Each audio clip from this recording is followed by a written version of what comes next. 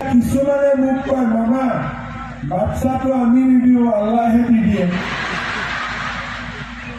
তেতিয়া মই সুধিলো যে আল্লাহ দেখা পাইছিলে নেকি? বোলে নাই পোৱা। বোলে আল্লাহ দিয়া বুলি কেনেকে গম পালে? বোলে গাঁৱৰ মানুহবিলাকে কৈছে। তেতিয়া মই মানুহজনীক বুজালো যে গাঁৱৰ মানুহে বাচ্চা জন্ম দিব পাৰে নেকি?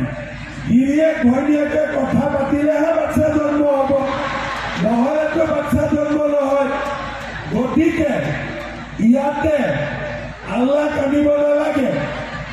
আমি 3টাতকৈ বেছি বাচ্চা হ'লে পঢ়া শুনা কৰোৱাব লাগিব, ডাঙৰ মানুহ কৰোৱাব লাগিব। লাখপতি দিদি হোৱাৰ সময় ক'ত পাম? ঠিক কৈছো নে নাই মই? তেতিয়াহ'লে এতিয়া মই আপোনালোকক কি ক'ম?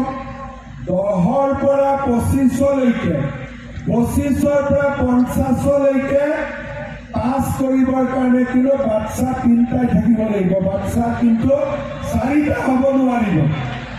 হ'বনে নহ'ব? 2টা বুলি ক'লে কোনোবাই মোক বেয়া পাব পাৰে, সেইকাৰণে মই 3টা কৈ দিছোঁ।